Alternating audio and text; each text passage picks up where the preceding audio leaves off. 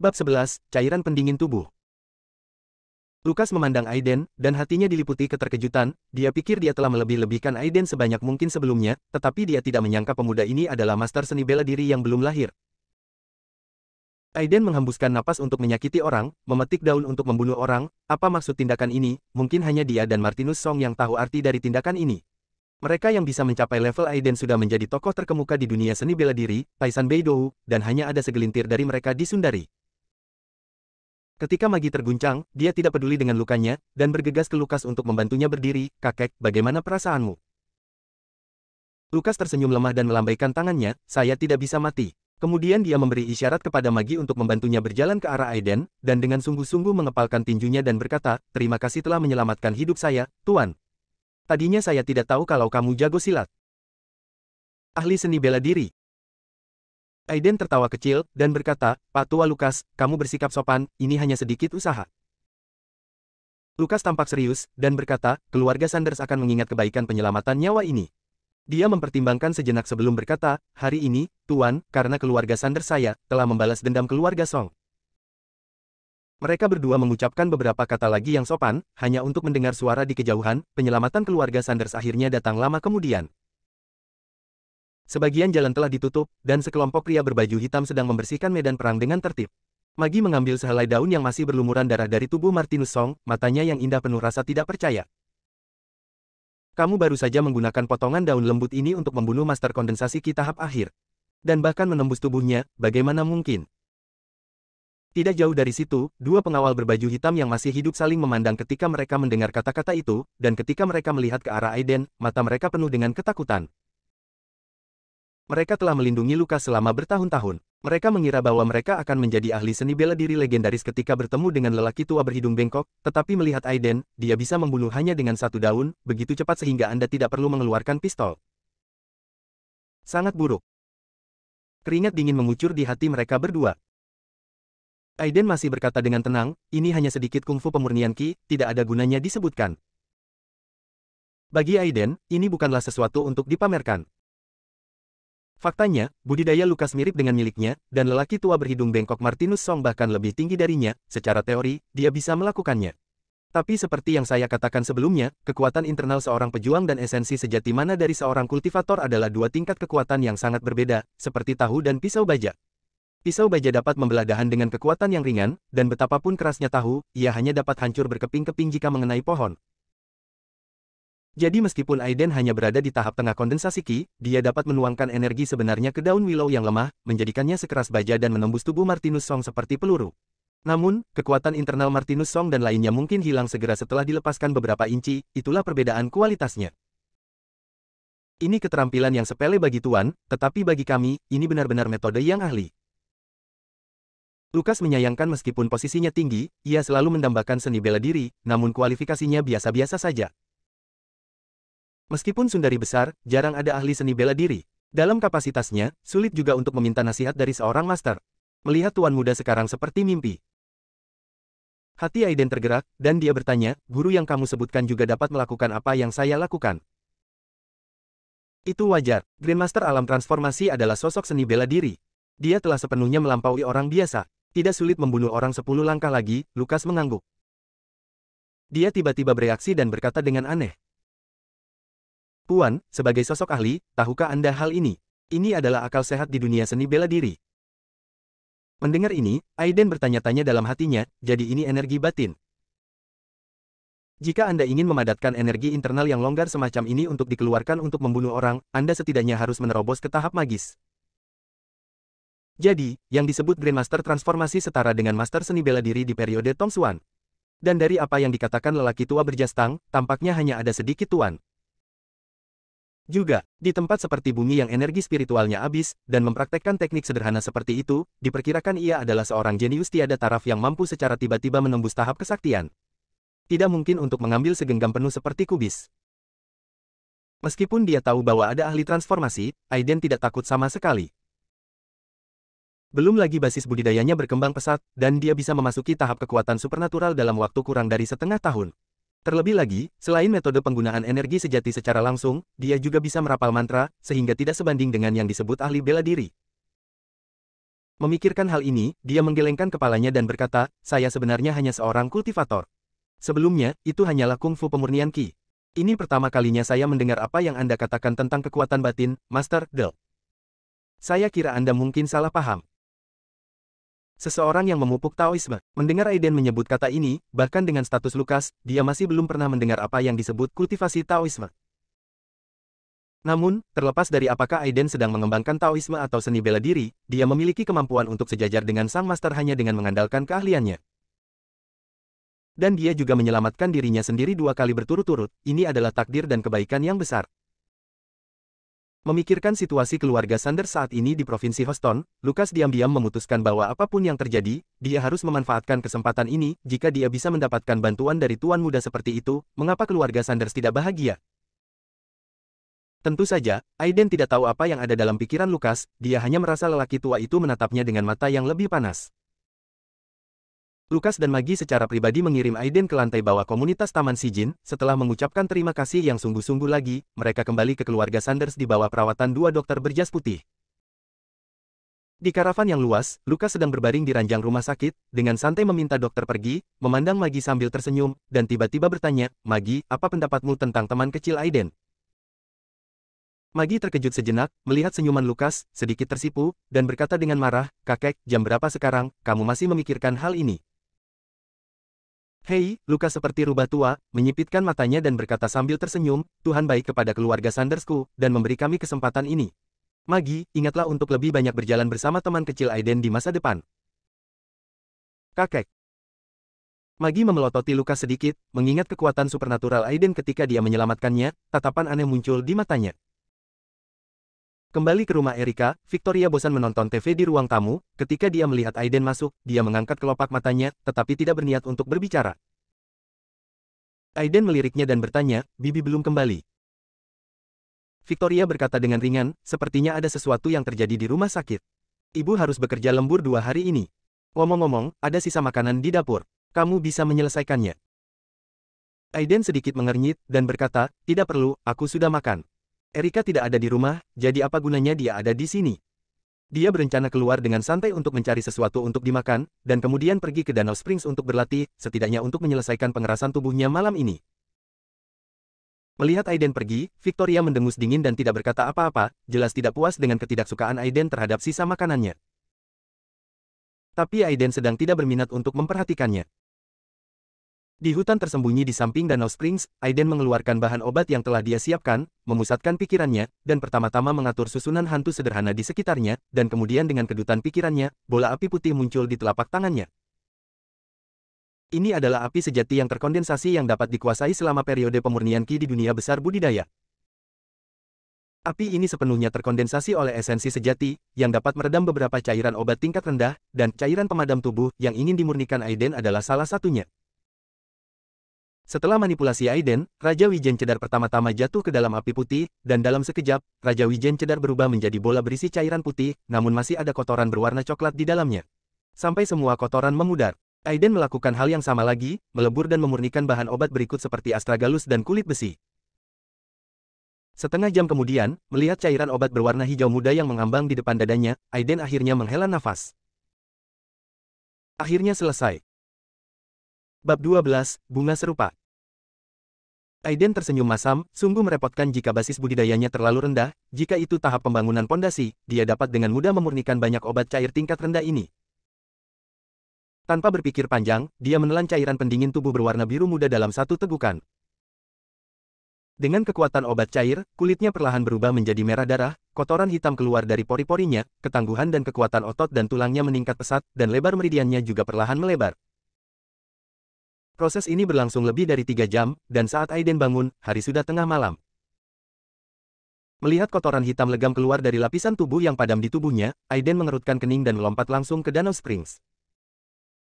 Air danau yang sedingin es dengan cepat membersihkan kotoran yang hampir mengering pada pakaian Aiden, dan tubuhnya berangsur-angsur menjadi bersih dan segar, namun Aiden tidak tega merasakan perubahan pada nafas tubuhnya. Kerumputan air, di dunia besar energi spiritual, hanya dapat dianggap sebagai ramuan obat tambahan tingkat terendah.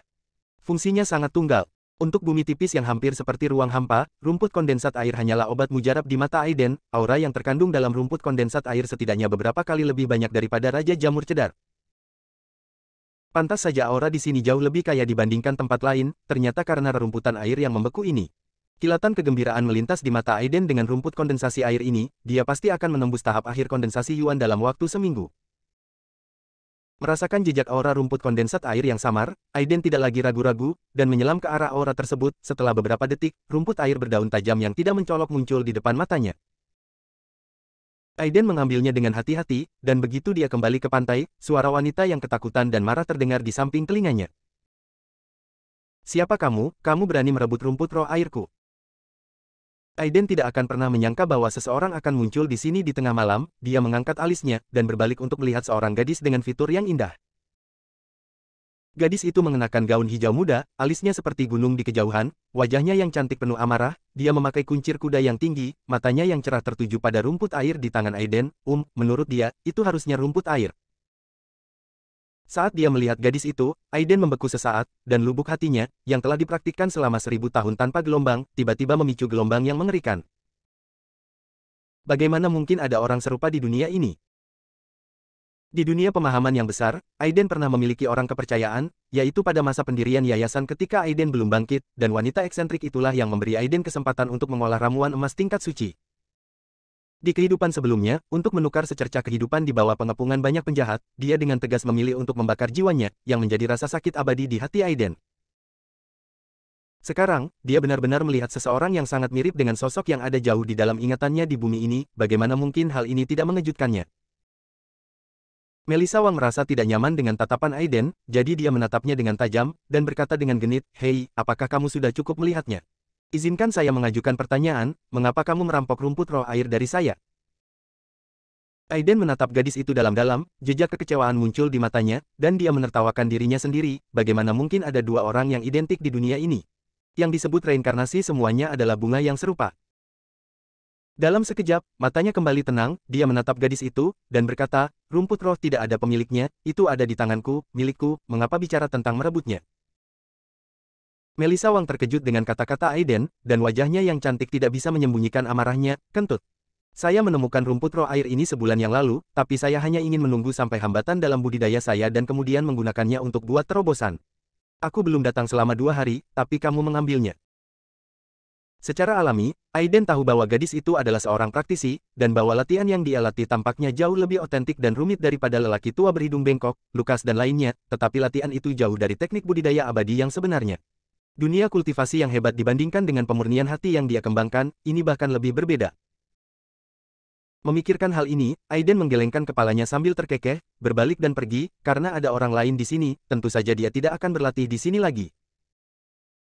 Melihat Aiden hendak pergi tanpa mengucapkan sepatah kata pun, Melissa Wang mengertakkan gigi peraknya dan berteriak, "Jangan terlalu menggangguku. Segera kembalikan rumput roh air kepadaku, atau tidak jangan salahkan aku karena bersikap kasar." Kultivasinya telah mencapai kekuatan internalnya. Pada tahap selanjutnya, dengan bantuan rumput roh air ini, Anda akan dapat melangkah menuju kesempurnaan kekuatan batin dalam satu gerakan.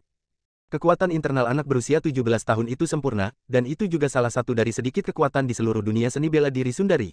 Pentingnya rumput roh air ini baginya sudah terbukti dengan sendirinya. Terima kasih kembali. Ada senyuman yang tak bisa dijelaskan di sudut mulut Aiden, dia menatapnya sambil tersenyum, mengambil rumput roh air di telapak tangannya, dan berkata dengan nada menggoda, "Rumput roh ada di sini, jika kamu bisa mendapatkannya, itu milikmu." Wajah cantik Melissa Wang bahkan lebih memalukan dan marah, dan dia mendengus dingin, tubuhnya menghilang di malam hari seperti embusan angin, dan menghilang dalam sekejap. Senyuman di wajah Aiden tetap tidak berubah, namun tubuhnya mundur sedikit. Saat berikutnya, sosok Melissa Wang muncul di depan matanya. Telapak tangannya hanya berjarak beberapa sentimeter dari rumput roh air di tangan Aiden, tapi sulit untuk masuk 1 inci pun. Hati Melissa Wang terguncang, orang ini hanya seumuran dengannya, bagaimana dia bisa begitu kuat? Kemarahan di wajah Melissa Wang terus berlanjut, dia mengeluarkan minuman keras, dan sedikit rona merah yang tidak normal muncul di wajahnya, dan kekuatan energi dan darah yang kuat tiba-tiba keluar dari tubuhnya, menerobos pengekangan esensi sejati Aiden. Dalam sekejap, dan membanting ke arah Aiden, ambil rumput roh air. Kegembiraan di matanya semakin kuat, melihat rumput roh air akan segera diperoleh, namun tubuh Aiden melayang mundur seperti bulu. Sambil mengertakkan giginya, Melissa Wang mengikutinya dari dekat. Di malam yang berkabut, Aiden berjalan-jalan di halaman, gadis itu mengejarnya dengan putus asa, tapi sulit untuk menyusulnya. Pengecut, apa kamu bersembunyi saja? Melissa Wang mengertakkan gigi. Aiden menggelengkan kepalanya dan tersenyum, tanpa menggodanya, dia menunjuk ke arahnya dengan ringan. Tentu. Saat suaranya terdengar, cahaya redup berkedip di tubuh Melissa Wang itu adalah mantra tingkat rendah di dunia budidaya keabadian, mantra imobilisasi. Saat berikutnya, wajah cantik Melissa Wang menunjukkan kepanikan yang belum pernah terjadi sebelumnya, dan dia menyadari bahwa dia tidak bisa bergerak. Terlebih lagi, kekuatan batin yang agung dalam tubuh saat ini seperti lumpur seperti laut, menghilang tanpa jejak. Apa yang terjadi di sini? Bahkan jika seorang Grandmaster ingin melarang master kekuatan internal tahap akhir, itu tidak mudah, bukan? Tiba-tiba, dia memikirkan rumor di keluarga, dan ekspresinya menjadi sangat cerah, mungkinkah dia adalah anggota sekte peri? Namun, dia mencoba mencari Aiden lagi, tetapi dia tidak dapat melihatnya lagi. Pada saat itu, suara samar terdengar dari samping telinganya. Teknik ini bisa dipahami oleh orang lain. Jika memang tidak ada orang di sini, maka kamu bisa tinggal di sini selama 1 jam, dan teknik tersebut akan hilang secara alami. Brengsek, aku benar-benar tidak tahu bagaimana harus bersimpati. Melissa Wang memarahi Aiden dengan keras di dalam hatinya, tapi warna aneh di matanya menjadi semakin intens. Apakah orang-orang tua itu pucat? Semakin dia memikirkannya, dia menjadi semakin bersemangat, dia tersenyum seperti rubah kecil, dan bahkan melupakan rumput roh air. Tentu saja, Aiden tidak mengetahui rencana kecil Melissa Wang, dan hanya menganggap apa yang terjadi tadi malam sebagai episode kecil. Keesokan paginya, setelah membereskan, Aiden naik taksi ke sekolah. Sesampainya di gerbang kelas, ia melihat seorang gadis jangkung, langsing dan berpakaian cantik menyambutnya. Itu adalah Stella. Aiden menulis surat cinta sebelumnya. Bab 13, Surat Cinta. Melihat wanita ini datang, Aiden sedikit mengangkat alisnya dan tidak berbicara. Rasa jijik di wajah Stella tidak tersamarkan, dan dia mengeluarkan sebuah amplop dan membantingnya di depan Aiden. Itu adalah surat cinta Aiden sebelumnya. Lalu dia berbalik dan pergi dengan wajah dingin, seolah mengatakan satu kata lagi kepada Aiden akan menjadi penghinaan baginya. Aiden memperhatikannya pergi tanpa ekspresi, tapi ada sedikit rasa dingin di matanya, dan dia tidak tahu mengapa dirinya sebelumnya jatuh cinta pada wanita seperti ini. Ketika siswa di sekitarnya melihat pemandangan ini, wajah mereka penuh dengan ejekan dan cibiran, dan mereka menunjuk ke arah Aiden, seolah-olah mereka sedang memperhatikan monyet. Cek-cek, kodok mau makan daging angsa, kenapa senior Stella bisa jatuh cinta pada sampah seperti dia? Benar, orang yang melebih-lebihkan dirinya sendiri, menurutku Erik memukulnya terlalu ringan. Atau dia benar-benar menganggap dirinya sebagai tuan muda dari Kyoto. Huff. Ngomong-ngomong, aku penasaran banget dengan apa yang tertulis di surat cinta sampah ini. Saya juga ingin melihat bakat sastra dari tuan muda, orang suci cinta, kami, Felix, mengapa Anda tidak membawa surat cinta itu untuk kami baca? Sekelompok anak laki-laki tertawa dan menyemangati seorang anak laki-laki pendek dan gempal dengan kepala terpotong mengambil surat cinta di kaki Aiden. Anak laki-laki bernama Felix melirik Aiden yang tanpa ekspresi, dan selalu merasa bahwa sampah yang biasanya pengecut ini tampak sedikit berbeda dari sebelumnya, jadi dia ragu-ragu sejenak. Felix, kamu tidak akan menjadi pengecut, kan? Benar, kamu tidak akan takut dengan sampah itu kan? Haha. Bukan masalah besar bagi sekelompok anak laki-laki untuk menyaksikan kegembiraan itu, kamu mencibir padaku satu kalimat pada satu waktu. Ada ekspresi malu di wajah Felix, lehernya tertekuk, dan dia berkata, pergi saja, aku tidak takut dengan sampah itu. Dengan kekuatan telinga Aiden, dia secara alami mendengar semua kata-kata mereka, tetapi dia tidak tega bermain-main dengan mereka.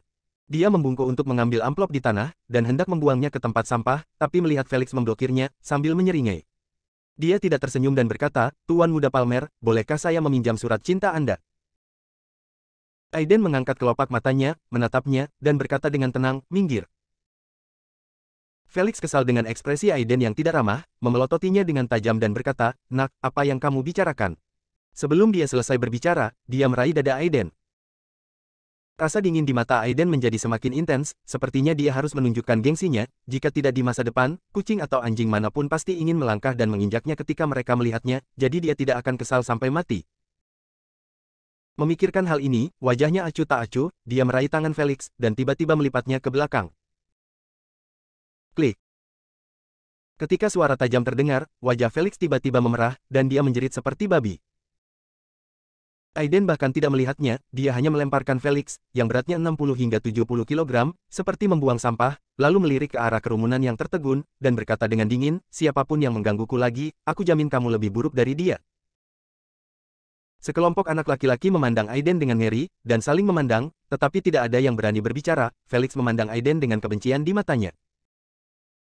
Apa yang terjadi di sini? Apa yang kamu lakukan? Baile Tatum datang pada suatu saat, alisnya yang ramping menyatu menjadi bola, matanya menyapu Aiden, dan akhirnya tertuju pada Felix. Mahasiswa Felix, mengapa kamu lengannya terluka? Felix menyilangkan tangannya, menatap Aiden, dan ragu untuk berbicara. Baile Tatum sedikit bingung, matanya tertuju pada Aiden, dan sebelum dia dapat mengajukan pertanyaan apapun, Aiden menyeringai dan berkata, siswa Felix mungkin jatuh sendiri saat berjalan. Mahasiswa Felix, benarkah? Baile Tatum melihat sekeliling dan bertanya. Melihat mata Aiden yang acuh tak acuh, Felix mengertakkan gigi dan berkata, iya. Ketika Baile Tatum mendengar kata-kata itu, dia menatap Felix dan Aiden dengan penuh arti, dan tanpa mengucapkan sepatah kata pun, dia langsung meminta kedua siswa laki-laki dan Felix untuk pergi ke rumah sakit sekolah. Sepanjang hari kelas, Baile Tatum tampaknya sangat memperhatikan Aiden, bahkan kritik diri yang harus dihadapi Aiden, dia membacanya dengan sangat serius, yang membuat Aiden sangat tertekan. Saat sekolah usai pada malam harinya, Aiden akhirnya menghela nafas lega, ia sangat tidak menyukai kehidupan kampus yang membosankan seperti ini, namun ia harus melanjutkannya. Hei, Aiden, tunggu. Seorang pria gemuk terengah-engah dengan kacamata berbingkai hitam mengejar dari kerumunan, dan berkata dengan hati-hati kepada Aiden, cepat naik taksi ketika kamu meninggalkan gerbang sekolah nanti, jangan tinggal. Felix menarik Eric dan mereka memblokirmu di gerbang sekolah. Pria gendut ini adalah teman Aiden, Matteo yang tidak bersekolah di SMA nomor 1 Muteburi, ia juga pemalu dan sering dibully seperti Aiden sebelumnya. Aiden melirik pria gendut itu, tersenyum acuh tak acuh dan berkata, baiklah. Lagi pula, dia langsung pergi keluar. Pria gendut itu menjadi sedikit cemas, Aiden, apakah kamu mengerti apa yang aku katakan? Aiden tersenyum cerah, tentu saja saya mengerti. Dimengerti, kenapa kamu tidak lari cepat? Kata pria gendut itu dengan marah. Sebelum dia selesai berbicara, suara seram datang dari depan. Lari, apakah dia melarikan diri? Eric berjalan lebih dulu, melirik ke arah Matteo, dan mengutuk, sialan, pria gendut, beraninya kamu memberitahu berita. Menurutku kamu juga kuhabisi. Awen, pergi dan kendurkan kulit pria gendut ini. Serahkan sampah ini padaku, sial, kamu berani berkomplot melawanku terakhir kali. Kali ini, aku akan memberitahumu mengapa bunganya begitu populer. Felix, yang lengannya diplester, menatap Aiden dengan tatapan berbisa, dan berkata, saudara Eric, kamu harus membalaskan dendamku. Jangan khawatir. Eric menyeringai sinis, jari-jarinya berderit, berjalan ke arah Aiden, dan meninju rongga matanya dengan pukulan, jika pukulan ini nyata, rongga matanya akan menjadi merah. Melihat Aiden tidak bersembunyi, Matteo gemetar cemas, Aiden, apakah kamu bodoh? Lari. Sebelum dia selesai berbicara, dia dikelilingi oleh Felix dan 3 lainnya, membuatnya takut berulang kali. Para siswa yang menonton dari kejauhan melihat pemandangan ini, dan bahkan menunjuk ke arah Aiden dan keduanya, dengan sombong, seolah-olah mereka sudah terbiasa dengan pemandangan seperti itu. Melihat ekspresi acuh tak acuh Aiden, Eric menjadi semakin marah di dalam hatinya, sial, kamu sedang mencari kematian. Ketika dia meninju, dia tidak bisa menahan untuk meningkatkan kekuatannya. Plak. Tamparan keras terdengar, dan sosok Eric seperti karung pasir, menggambar busur indah di udara, dan jatuh ke tanah dengan keras, pipinya langsung membengkak menjadi kepala babi. Di kejauhan, orang-orang yang menunggu untuk menyaksikan kemeriahan itu, seakan tercekik lehernya, tertegun dan terdiam beberapa saat. Eric ditampar dan dikirim terbang. Aiden tampak seperti orang normal, dan berhenti di depan Matteo, memandang Felix dan ketiganya dan berkata, sudah kubilang jangan main-main denganku. Mata Felix ketakutan. Sebelum dia dapat berbicara, dia melihat Aiden mengangkat lengannya. Dia merasakan kekaburan di depan matanya, dan pikirannya tiba-tiba meraung. Ketika rasa sakit yang membakar menerpa wajahnya, tubuhnya langsung terlempar dan jatuh ke tanah, pingsan. Dua teman Eric yang tersisa gemetar ketakutan saat ini, dan ketika mereka melihat ke arah Aiden, mata mereka ketakutan. Tapi Aiden tidak berniat melepaskan mereka berdua. Saat dia hendak bergerak, dia melihat seorang pemuda jangkung dengan setelan taekwondo putih berjalan mendekat dan berkata dengan tenang. Berhenti. Bab 14, Tantangan. Pemuda itu bertubuh tinggi dan tegap, dengan alis bintang dan mata lancip, cukup tampan. Saat dia muncul, dia membawa aura yang kuat, yang menyebabkan mata para siswi yang menonton dari kejauhan bersinar terang, dan mereka terus berseru. Itu Draco White dari klub taekwondo, pangeran tampanku. Dia sangat tampan. Erik tampaknya adalah anak buah Draco. Aiden mengalahkan anak buah Draco, kali ini dia akan bernasib buruk. Haha. Ayah Draco adalah wakil wali kota Muteburi, dia dapat dikatakan memiliki kedudukan dan otoritas yang tinggi, dan dia sendiri juga sangat luar biasa. Draco adalah orang yang sangat berpengaruh, jauh dari sebanding dengan siswa biasa seperti Aiden sebelumnya, kemunculannya telah menarik lebih banyak orang yang melihatnya ke sini. Aiden menatapnya, dan mendengus dingin, siapa kamu, apa hakmu untuk memerintahkanku? Sebelum dia selesai berbicara, matanya berkedip dingin, di bawah tatapan ngeri Felix dan Oscar, dia menamparkan kepala babi mereka dengan dua tamparan, dan berbaring di tanah sambil memeluk kepala mereka dan berteriak. Betapa beraninya, Draco tidak pernah berpikir bahwa Aiden akan berani melanggar keinginannya sendiri. Dia menatap Aiden dengan mata dingin, dan berkata dengan dingin, sepertinya kita semua salah menilai sebelumnya. Tuan Muda Palmer benar-benar memiliki metode yang bagus. Saya sangat mengaguminya. Dia menyipitkan matanya dan mencibir, tapi apa gunanya menindas sampah-sampah ini? Saya sangat senang melihat kehebatan saudara Palmer hari ini. Sayangnya, saya juga bisa melakukan beberapa pukulan dan tendangan. Saya tidak tahu apakah saudara Palmer berani mengajar beberapa trik. Melihat Draco akan melawan Aiden, para penonton langsung meledak, siapa di antara siswa sekolah menengah nomor 1 Muteburi yang tidak mengetahui bahwa Draco adalah ahli sabuk hitam taekwondo, dia pernah mengalahkan 5 atau 6 gangster sendirian di luar sekolah, dia benar-benar menantang Aiden, yang selalu dikenal sebagai tuan muda yang tidak berguna. Semua orang membicarakannya, dan Matteo di sampingnya menggelengkan kepalanya, memberi isyarat kepada Aiden untuk tidak menerimanya. Aiden sepertinya tidak memperhatikan perbincangan orang banyak, wajahnya tetap tidak berubah, dan dia berkata dengan ringan, mengapa tidak berani? Wow! Kerumunan kembali meledak, mereka tidak pernah menyangka Aiden akan berani menerima tantangan dari Draco White. Sampah biasa, menghadapi ahli super dengan sabuk hitam taekwondo, bukankah ini mencari pelecehan? Aiden ini diam-diam belajar kungfu selama beberapa hari, tapi dia tidak tahu berapa beratnya. Bagus sekali. Draco tersenyum dingin, mengerutkan kening dan melirik siswa di sekitarnya, dan berkata, ini bukan tempat untuk kompetisi. Besok siang, saya akan menunggumu di aula taekwondo sekolah. Dengan wajah tenang, Aiden berkata, saya akan tiba tepat waktu. Draco menatapnya dalam-dalam, berbalik dan pergi. Erik dan yang lainnya menutupi wajah mereka yang bengkak dan berkepala babi, menatap Aiden dengan tajam, dan pergi bersama Draco White. Begitu Draco pergi, para penonton secara alami bubar, tetapi mereka memiliki sedikit antisipasi untuk tantangan besok di aula taekwondo. Matteo membujuk Aiden beberapa patah kata, tetapi melihat Aiden tidak menjawab, dia menggelengkan kepalanya dan pergi sambil menghela nafas. Aiden tidak menganggap serius tantangan Draco, dengan tubuhnya yang marah sekarang, bahkan jika dia hanya menggunakan kekuatan fisiknya, dia dapat menahan 10 darinya dengan satu tangan. Keesokan harinya, Aiden bangun pagi, sarapan, dan pergi ke sekolah. Setelah berjalan beberapa langkah, Victoria berjalan dengan wajah dingin, Aiden, apakah kamu membuat masalah di sekolah lagi? Aiden sedikit mengernyit, apa maksudmu sepupu? Apakah kamu masih berpura-pura? Victoria menegur tanpa basa-basi, biarkan aku memberitahumu apa yang baik tentangmu. Kamu tidak belajar keras sepanjang hari, kamu membuat masalah sepanjang hari, dan kali ini kamu benar-benar mendapat masalah dengan Draco. Tahukah kamu bahwa ayahku tidak ada hubungannya dengan wali kota? Jika kamu menimbulkan masalah di antara kedua keluarga, bisakah kamu menanggungnya? Dia menarik napas dalam-dalam dan memerintahkan dengan nada merendahkan, Sasana Taekwondo, jangan pergi. Sepulang sekolah hari ini, ikuti aku dan minta maaf kepada Draco. Aku ingin menyelamatkan mukaku. Dia seharusnya tidak mempersulitmu. Juga, apakah kamu benar-benar berpikir bahwa kamu dapat bersaing dengan Draco dan yang lainnya dengan diam-diam mempelajari beberapa keterampilan kucing berkaki 3? Victoria memandang Aiden dengan rasa kasihan di wajahnya, dan berkata dengan ringan, bisakah kamu lebih sadar, dunia ini tidak sesederhana yang kamu pikirkan, sekarang kamu, beberapa orang, kamu tidak akan pernah bisa menyinggung perasaan dalam hidupmu, lakukan kamu mengerti. Meskipun Aiden tidak lagi memiliki harapan pada sepupunya, tetapi mendengar dia mengucapkan kata-kata ini, hatinya masih dingin, dia bahkan tidak bertanya mengapa dia ditantang oleh Draco, dan meminta dirinya untuk meminta maaf padanya. Ketika Aiden mencibir di dalam hatinya, dia benar-benar kecewa pada ayah dan anak perempuan keluarga Clarke, dan diam-diam berkata, kamu mengatakan bahwa ada beberapa orang yang tidak mampu aku sakiti dalam hidupku, tetapi pernahkah kamu tahu bahwa mereka begitu menyebut orang-orang besar di hatimu yang aku tidak mampu menyinggung perasaannya? Menurutku, sebenarnya itu hanya seekor semut.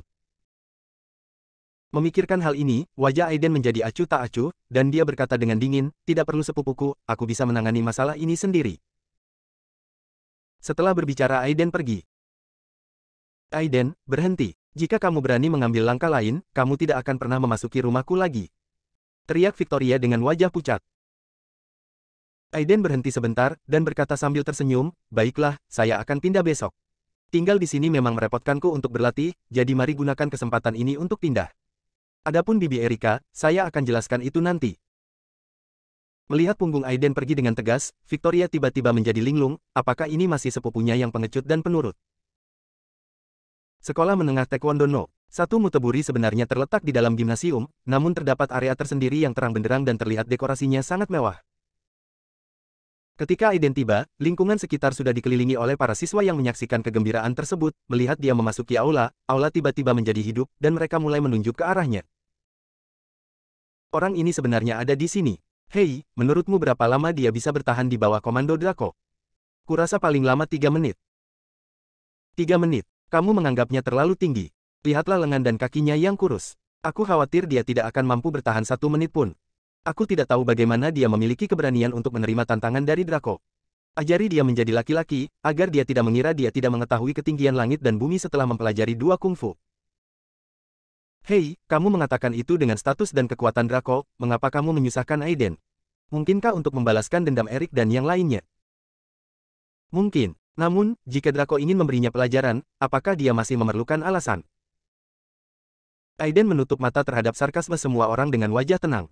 Matteo mendekat pada suatu saat dan berkata dengan cemas, Aiden, ini benar-benar tidak mungkin, mari kita akui kekalahan. Lebih baik malu daripada dipukuli. Aiden meliriknya, tertawa tercengang, dan berkata sambil tersenyum, gendut, kamu bisa melihatku memamerkan kekuatan supernaturalku nanti. Mengenai kepercayaan diri Aiden, Matteo tampak tidak berdaya, dan hanya bisa berdoa agar Draco tidak terlalu agresif.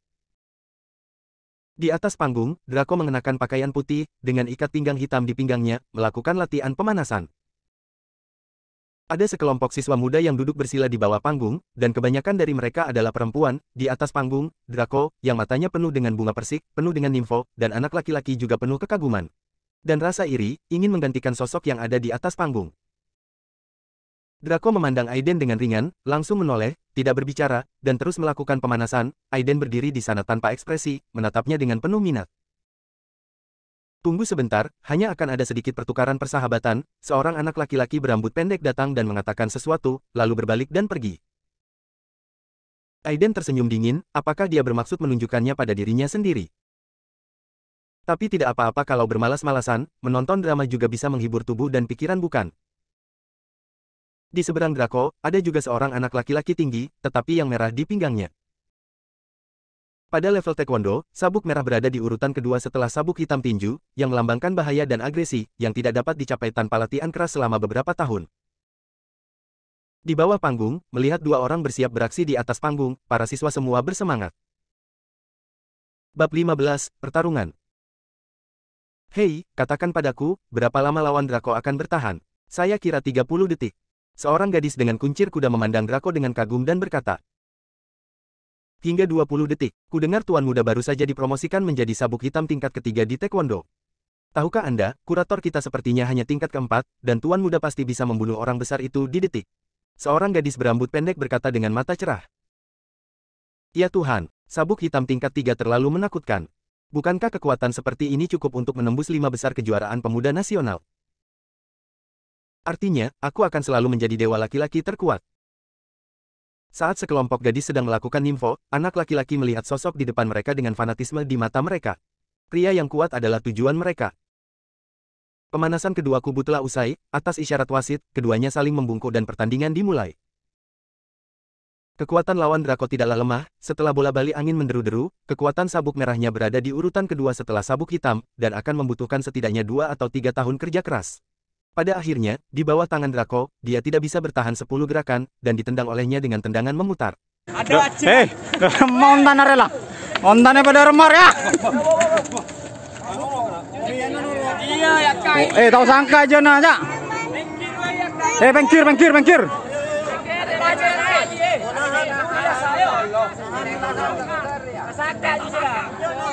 Nah. Dari rumah aja. Ontan dari rumah menyikser ya. Mas. Ya ontan tadi ngakak. Aduh, bagian rap-rap.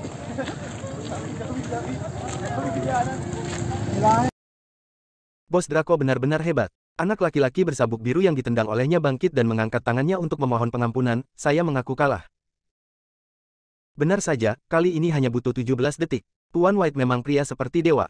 Gadis kuncir kuda itu memandang Draco dengan mata cerah, seolah dia bisa mendorongnya ke bawah di tempat. Di bawah panggung, para penonton juga memberikan tepuk tangan meriah. Banyak gadis memandang Draco yang tampan dan kejam, mata mereka menjadi berbentuk hati. Draco mengabaikan permintaan belas kasihan anak laki-laki itu, malah dia mengerutkan kening dan berkata, kamu tidak berlatih terlalu banyak akhir-akhir ini, jika tidak, kamu bisa melakukan 3 trik lagi. Anak laki-laki itu tersipu, dan berkata dengan nada memfitnah, itulah bakatku, tidak peduli seberapa keras aku berlatih, aku tidak bisa menjadi lawan bos. Draco tetap bergeming, dan berkata, berhentilah berbicara omong kosong, dan berlatihlah lebih keras di masa depan. Iya, anak laki-laki itu membungkuk dan bergegas turun dari panggung. Eric, yang masih memar di separuh wajahnya, berganti pakaian dan berjalan ke atas panggung pada suatu saat, ikat pinggangnya berwarna biru, nomor 2 setelah yang merah. Ia menunduk dan berkata sambil tersenyum, gimana, adakah orang lain yang ingin bersaing dengan Draco? Hehe, peluang seperti ini tidak banyak, jadi cepatlah. Semua orang tahu kekuatan Draco White, beraninya dia naik untuk mencari pelecehan. Setelah menunggu lama, tidak ada yang bergerak. Eric tersenyum dan berkata, karena tidak ada siapa-siapa, maka saya akan memperkenalkan guru tersembunyi kepada semua orang.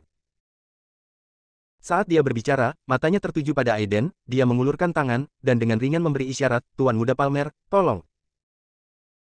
Melihat ini, wajah semua orang langsung menjadi bersemangat, dan sorotan hari ini akhirnya datang.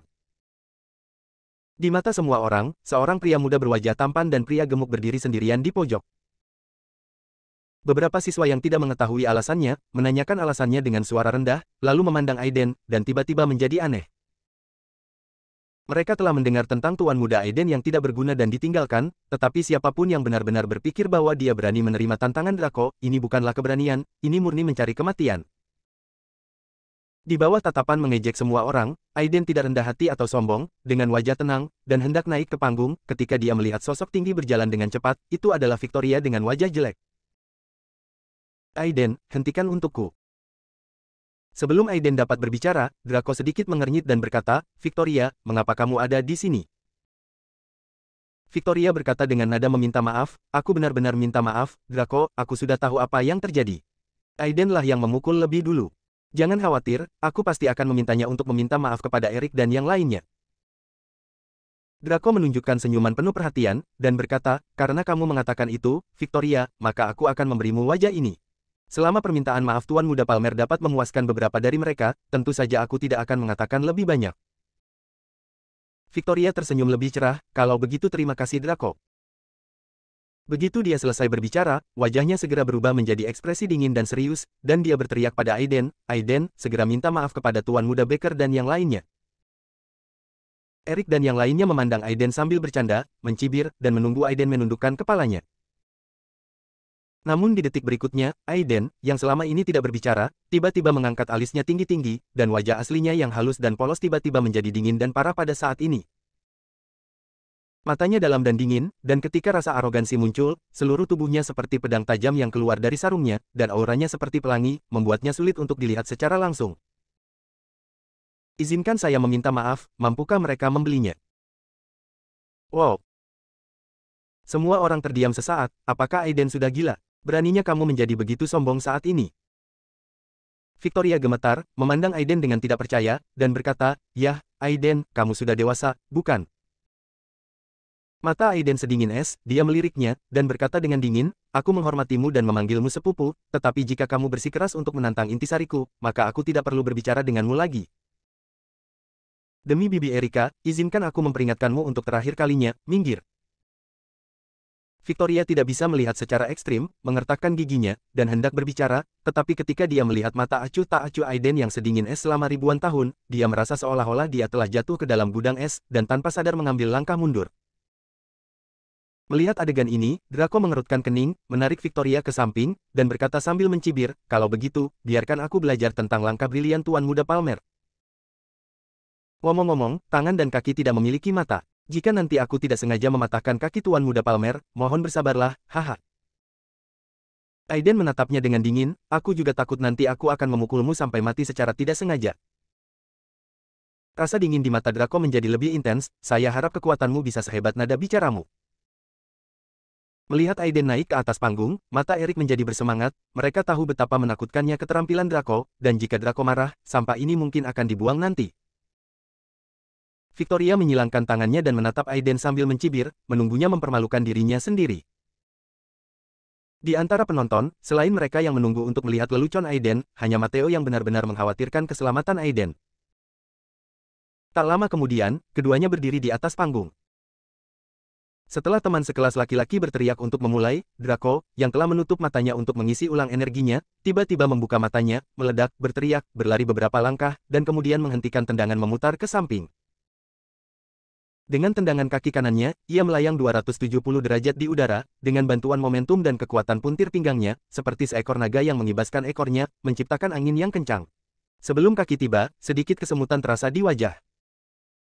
Dengan tendangannya, Aiden langsung merasakan keras dan rumitnya tendangannya. Tendangan ini telah menggabungkan tendangan samping udara dalam tinju militer dan sapuan ribuan pasukan dalam gerak kaki gaya utara.